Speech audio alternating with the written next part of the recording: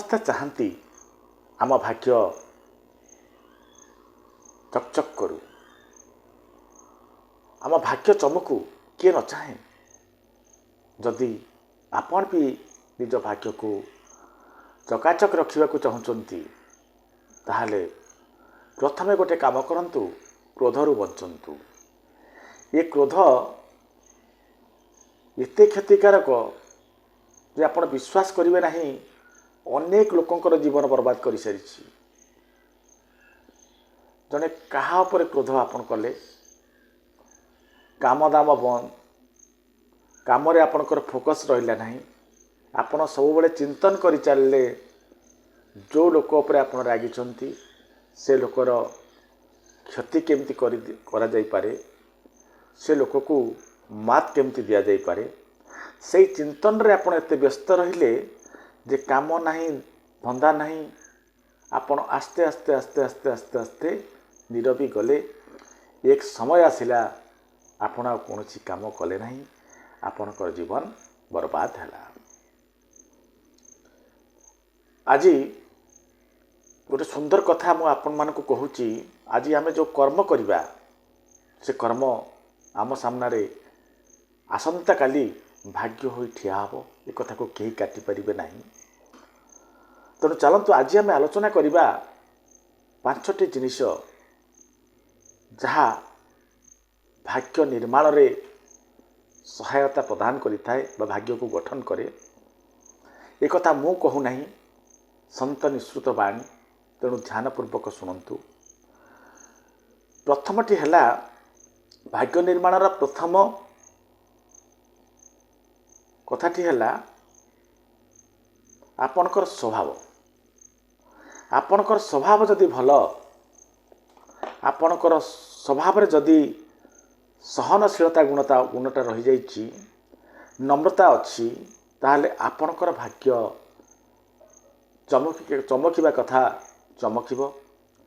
ସ୍ୱଭାବର ଡାଇରେକ୍ଟ ପ୍ରଭାବ ଭାଗ୍ୟ ଉପରେ ରହିଥାଏ। ଯଦି ଆପଣଙ୍କର ସ୍ୱଭାବ ଖରାପ ହେଲା, ଆପଣଙ୍କର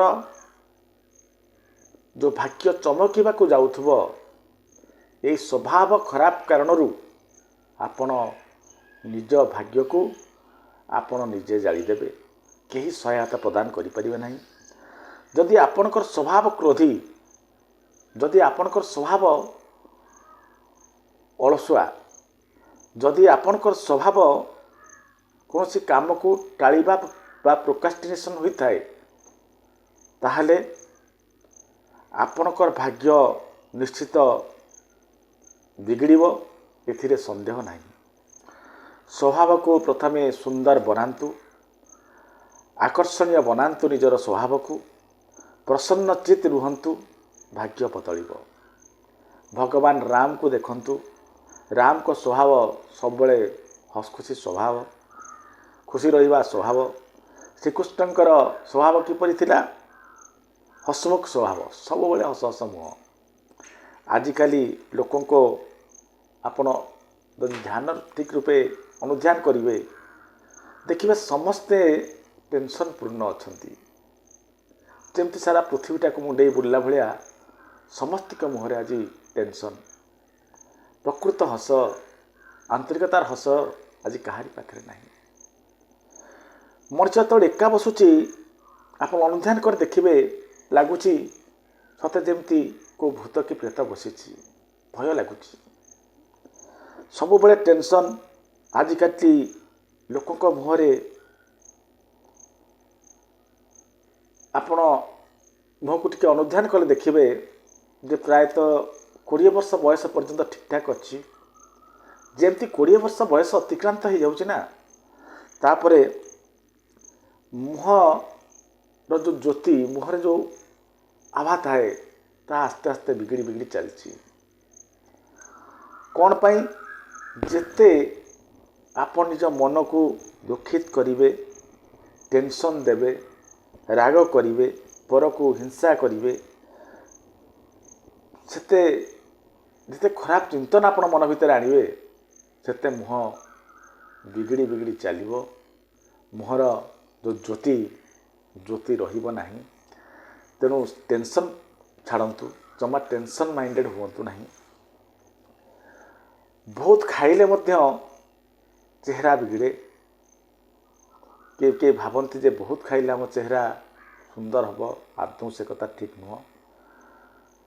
ଅଧିକା ଖାଇଲେ ଆପଣଙ୍କର ଚେହେରା ବିଗିଡ଼ିବ ତ ବିଗିଡ଼ିବ, ଅଳସୁଆମୀ ଆସିବ, ଆପଣ ଗୋଟେ ଜାଗାରେ ଚୁପ୍ ବସି ରହିବେ, କୁଆଡ଼େ ଯିବା ପାଇଁ ସାମର୍ଥ୍ୟ ପାଇବେ ନାହିଁ। ତେଣୁ ଯଦି ଆପଣମାନେ ଚାହୁଁଛନ୍ତି ନିଜ ଭାଗ୍ୟକୁ ବଦଳାଇବା ପାଇଁ, ପ୍ରଥମ କଥା ହେଲା ଆପଣଙ୍କ ସ୍ୱଭାବକୁ ବଦଳାନ୍ତୁ। ସ୍ୱଭାବକୁ ସରସ ସୁନ୍ଦର କରି ଗଢ଼ି ତୋଳିବାକୁ ଚେଷ୍ଟା କରନ୍ତୁ। ଟେନସନ୍ ଫ୍ରି ରୁହନ୍ତୁ, ଖାଦ୍ୟ କମାନ୍ତୁ, ତାପରେ ଯାଇ ଆପଣଙ୍କର ଭାଗ୍ୟ ଚମକିବ। ଏହାପରେ ସନ୍ତଙ୍କ ମୁଖରୁ ଯେଉଁ ଦ୍ୱିତୀୟ ଜିନିଷଟି ଭାଗ୍ୟକୁ ନିର୍ମାଣ କରେ ତାହା ହେଲା ବାଣୀ। ବାଣୀ ଅର୍ଥ କଥା କହିବାର କଳା। କଥା କହିବାର କଳା ଯଦି ଆପଣ ଶିଖିଗଲେ, ଆପଣଙ୍କର ବାଣୀ ଯଦି ମଧୁର ହେଲା, ତାହେଲେ ଆପଣଙ୍କର ଭାଗ୍ୟ ଚମକିବା ଆଉ ବେଶୀ ବାଟ ନୁହେଁ।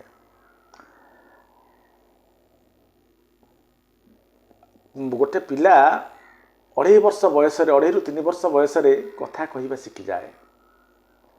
ମାତ୍ର କଥା କହିବାର କଳା ଶିଖିବା ପାଇଁ ସାରା ଜୀବନ ମଧ୍ୟ ତାକୁ କମ୍ ପଡ଼େ।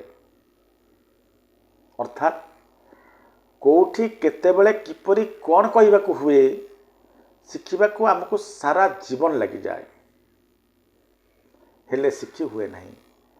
କେବଳ କହିବା ବଡ଼ କଥା ନୁହଁ, ଯେତେବେଳେ ବି କଥା ହେଉଛନ୍ତି କାହା ସହିତ ସୁମଧୁର ବାଣୀରେ କଥା ହୁଅନ୍ତୁ, କର୍କଶତା ଆଦୌ ଆଣନ୍ତୁ ନାହିଁ।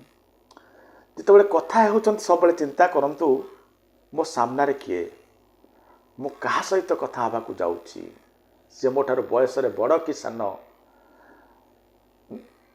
ଏସବୁ ଜିନିଷକୁ ଧ୍ୟାନ ଦିଅନ୍ତୁ। କ'ଣ କହୁଛନ୍ତି ତାହାକୁ ଜାଣିବାକୁ ପ୍ରୟାସ କରନ୍ତୁ। ହିନ୍ଦୀରେ ଗୋଟେ ସୁନ୍ଦର କଥା ଅଛି ଯେ ବୋଲନେ ସେ ପେହେଲେ ତୋଲନା ଚାହିଏ। ଅର୍ଥାତ୍ ଜଣକୁ କିଛି କହିବା ପୂର୍ବରୁ ପ୍ରଥମେ ତାକୁ ମାପି ନେବା ଦରକାର ଯେ ଆପଣ ଯେଉଁ କଥା କହୁଛନ୍ତି ସେ କଥାର କି ପ୍ରଭାବ ରହିଛି, ସେ କଥାର ପରିଣାମ କ'ଣ ହେବ, ସେ କଥା ସାମ୍ନାବାଲା ଉପରେ କି ପ୍ରଭାବ ପକାଇବ, ଏ ଜିନିଷକୁ ଯଦି ଆପଣ ଜାଣି ନିଜର ବାଣୀ ଚଳେଇଲେ, ବାକ୍ଚାତୁରୀ ଚଳାଇଲେ, ତାହେଲେ ଭାଗ୍ୟ ଆପଣଙ୍କର ଚମକିବା କଥା ଚମକିବ। ଭୁଲ କରିଛନ୍ତି, ନମ୍ର ହୁଅନ୍ତୁ, ନଇଁ ଯାଆନ୍ତୁ। ବାଣୀ ମାଧ୍ୟମରେ ନିଜର ଭୁଲକୁ ଏଭଳି ଭାବରେ ମାନି ନିଅନ୍ତୁ ଯେ ସାମ୍ନାରେ ବସିଥିବା ଲୋକଟି ଭାବୁ ଯେ ଭୁଲ କରିଛି ସତ, ହେଲେ ଭୁଲକୁ ମାନିବାକୁ ଏ ଲୋକ ପଛଉ ନାହିଁ ଏବଂ ନିଜର ଭୁଲ ବୋଲି ମାନୁଛି ଏବଂ ଆଉ ଦ୍ୱିତୀୟ ଥର କରିବନି ବୋଲି କହୁଛି। ତ ସୁନ୍ଦର ଢଙ୍ଗରେ ଆପଣ ତାକୁ ପ୍ରୋଜେକ୍ଟ କରନ୍ତୁ, ଯାହାଦ୍ୱାରା କି ଆପଣଙ୍କ ଭୁଲ କରିଥିଲେ ମଧ୍ୟ ଆପଣ ଯେଉଁ ଭୁଲ କରିଛନ୍ତି ସେ ଭୁଲ ଲିଭିଯିବ, ସେ ଭୁଲକୁ ସାମ୍ନା ଲୋକ ପାସୋରି ଦେବ। କାହାକୁ କ'ଣ କହିବେ, କେତେବେଳେ କହିବେ, କେତେବେଳେ ଚୁପ୍ ରହିବେ, କେତେବେଳେ ହସିବେ, ହସିବେ ତ କେମିତି ହସିବେ, କେଉଁ ଜାଗାରେ ଜୋରରେ ହସିବେ, କେଉଁ ଜାଗାରେ କମ୍ ହସିବେ ବା ଆଦୌ ହସିବେ ନାହିଁ, କେଉଁ ଜାଗାରେ ପୁରା ମୌନ ରହିବେ। ଲୋକଙ୍କ ମାନସିକତାକୁ ପଢ଼ି ଆପଣ ଯଦି କଥାବାର୍ତ୍ତା କରିବା ଶିଖିଗଲେ, ବାଣୀ ଚଲେଇବା ଶିଖିଗଲେ, ତାହେଲେ ଆପଣଙ୍କର ଭାଗ୍ୟ ଚମକିବା କଥା ଚମକିବ। ତେଣୁ ଧ୍ୟାନ ରଖନ୍ତୁ, ଯେମିତି ବି ହେଉ ଆପଣ ବାଣୀ ଚଲେଇଲା ବେଳେ ସତର୍କତାର ସହିତ ବାଣୀ ଚଲାନ୍ତୁ। ଅଧିକା ବଡ଼ବଡ଼ ହୁଅନ୍ତୁ ନାହିଁ। ଅଧିକା କଥା କହିଲେ କେହି ଆପଣଙ୍କ କଥାକୁ ଶୁଣିବେ ନାହିଁ, ଆପଣଙ୍କର ମାର୍କେଟରେ ୱେଟେଜ୍ କମିବ, ଆପଣଙ୍କ କଥାକୁ କେହି ପ୍ରାୟୋରିଟି ଦେବେ ନାହିଁ। ତେଣୁ କଥା ଯେତିକି ଆବଶ୍ୟକ ସେତିକି କୁହନ୍ତୁ, ବାଣୀକୁ ଦେଖି ଚାହିଁ ବ୍ୟବହାର କରନ୍ତୁ। ଏହା ହିଁ ଭାଗ୍ୟ ନିର୍ମାଣରେ ବହୁତ ବଡ଼ ସହାୟତା ପ୍ରଦାନ କରିଥାଏ, ଏହା ସନ୍ଥ ନିଃସୃତ ବାଣୀ। ତୃତୀୟ ଜିନିଷଟି ଯାହା ଆମ ଭାଗ୍ୟକୁ ନିର୍ମାଣ କରେ ତାହା ହେଉଛି ସହନଶୀଳତା। ଭାଗ୍ୟ ବଦଳାଇବାକୁ ଚାହୁଁଛନ୍ତି ତ ଆପଣଙ୍କୁ ସହନଶୀଳ ହେବାକୁ ପଡ଼ିବ, ସହନଶୀଳତା ଗୁଣ ଶିଖିବାକୁ ପଡ଼ିବ। କାରଣ ରାସ୍ତାରେ ଚାଲିଲା ବେଳେ ଛୋଟ ମୋଟ ଦୁର୍ଘଟଣା ହେବା କଥା ହେବ। ଯଦି ସାମାନ୍ୟ ଦୁର୍ଘଟଣାକୁ ଡରି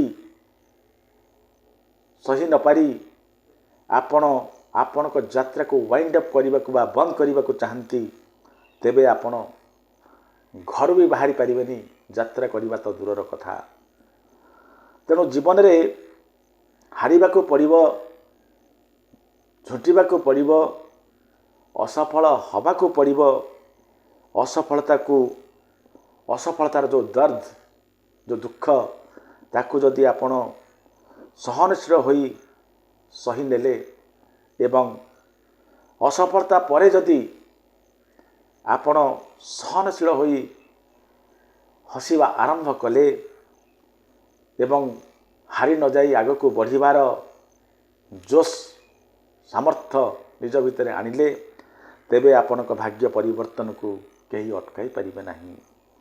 ମାତ୍ର ଆପଣ ଯେତେବେଳେ ବି ହାରୁଛନ୍ତି, ନିଶ୍ଚିତ ଭାବରେ ନିଜକୁ ଆନାଲିସିସ୍ କରନ୍ତୁ। ଆପଣ ଯେଉଁ କର୍ମ କରିଥିଲେ ତାକୁ ଟିକେ ଅନୁଧ୍ୟାନ କରନ୍ତୁ। କେଉଁଥିପାଇଁ ଏତେ ପରିଶ୍ରମ କଲା ପରେ ମଧ୍ୟ ମୁଁ ପରାଜିତ ହେଲି। ଯଦି ଆପଣ ସେଲ୍ଫ ଆନାଲିସିସ୍ କରି ଆପଣଙ୍କ ଭିତରେ ଥିବା ଦୁର୍ବଳତାକୁ ଖୋଜି ପାଇଲେ, କାହାରି ଆବଶ୍ୟକତା ନାହିଁ। ଯଦି ସେଇ ଭୁଲକୁ ଆପଣ ସୁଧାରି ଦେଲେ, ଆପଣଙ୍କ ଭାଗ୍ୟ ଚମକିବାକୁ କେହି ବି ବ୍ରେକ୍ କରିପାରିବେ ନାହିଁ। କୌଣସି ସାମର୍ଥ୍ୟ ନାହିଁ, କାହାରି ସାମର୍ଥ୍ୟ ନାହିଁ ଯେ ଆପଣଙ୍କ ଭାଗ୍ୟ ଚମକିବାକୁ ଅଟକାଇ ଦେଇପାରିବ। ତେଣୁ ହାରିବାକୁ ଡରନ୍ତୁ ନାହିଁ, କର୍ମ କରନ୍ତୁ, ହାର ଜିତ୍ ସବୁକୁ ଆକ୍ସେପ୍ଟ କରନ୍ତୁ। ଦେଖିବେ ଭାଗ୍ୟ ଚମକିବ।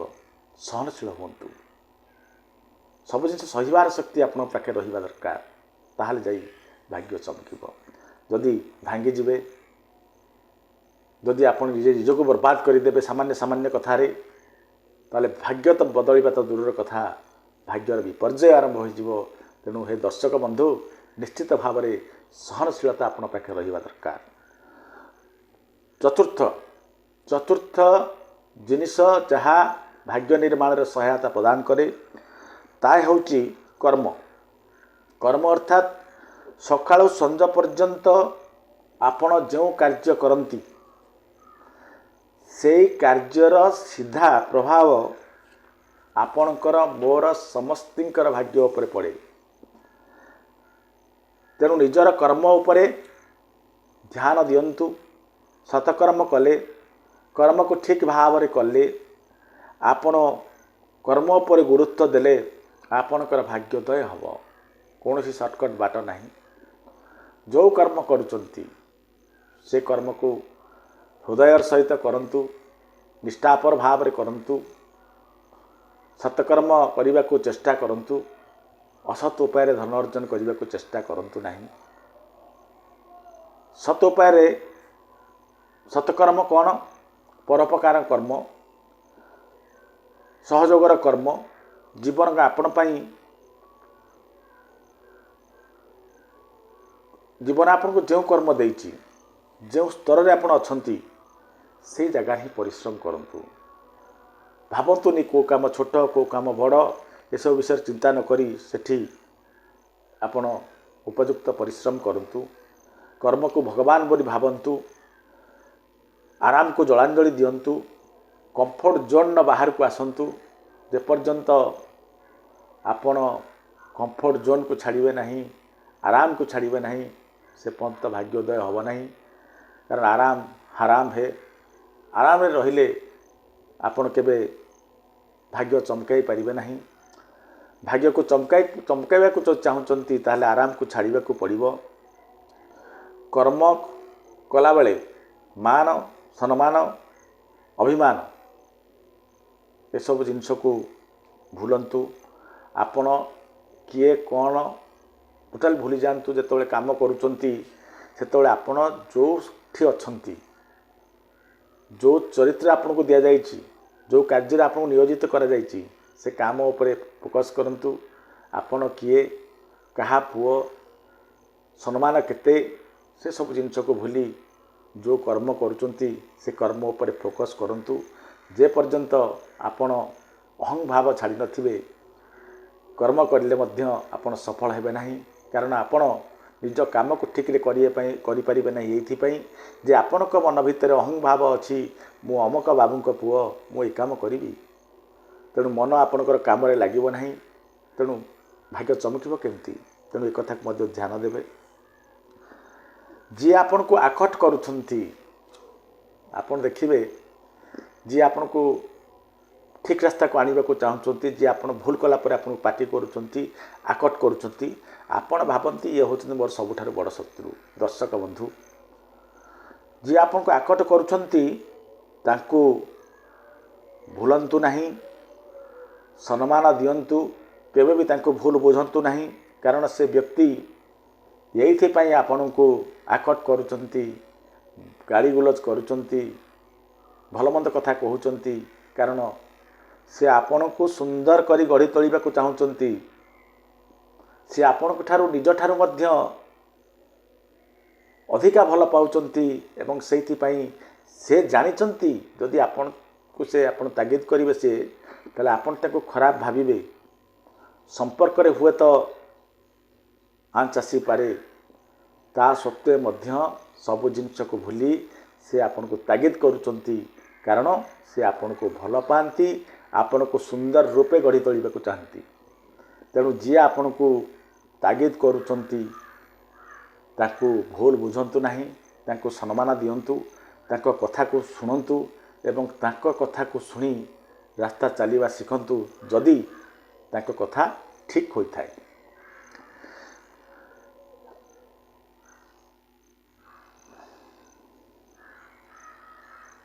आपण देखिबे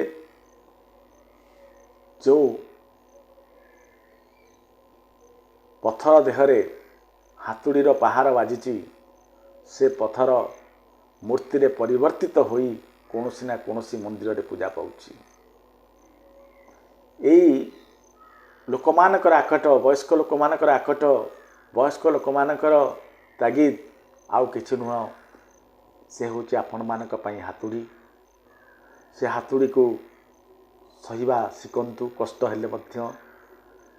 कारण जदि सहिबे ताहले पूजा पाइबे जदि इग्नोर कले बा सेमान को खराब भाबिले ताहले जीवन विपर्यस्त हब। तेणु सबु बेले कथा को मने रखिथिबे। या परे पंचम जिनिसटी जहाँ भाग्य को नियंत्रित करे प्रकृति आपण ताहे होची प्रकृति आपण को जो शक्ति जो सामर्थ्य देइची ताकू ठीक भाव विनियोग करंतु एवं ताकू अपचय करंतु ने बेकार जगह निज भितर थिबा टैलेंट को चिन्हिबा निहाती आवश्यक। से आपण कहारी साहाय्य नियंतु नाही आपण निजे निजर जज बनंतु निजे निजको जजमेंट करंतु खोजंतु निज भितर मो पाखरे को टैलेंट अच्छी अंतर्निहित शक्ति मो पाखरे कौन अच्छी आपण विश्वास करिवे नहीं। प्रत्येक पिलांक पाखरे किछि ना किछि भगवान का दत्त जिनिस रही था। किए पाठरे भल नहले मध्य ता स्वरटी सुंदर। तेणु जो टैलेंट आपण पाखरे अच्छी ताकू खोजंतु एवं तारी उपरे मझिरे मझिरे सुविधा पाइले काम करने को चेष्टा करंतु। जदि पारुचंती पूर्ण भाव से काम करंतु। कारण ताहा होची आपणकर भगवान का दत्त टैलेंट भगवान देइछन ताकू। कारण जेहेतु भगवान का दत्त टैलेंट अच्छी आपण पाखरे से जिनस पर यदि आपण अधिका फोकस करेंगे ताहले आपण को कहारी सहायता दरकार नहीं। भाग्य चमकिबा कथा चमकिब। तेणु सर्वा निश्चित भाव में लगे पड़तु आपण पाखरे को टैलेंट अच्छी खोजापी। एमती पिला अच्छा बहुत टैलेंट तक पाखरे अच्छी से टैलेंट को से खोजा प्रयास करती नहीं।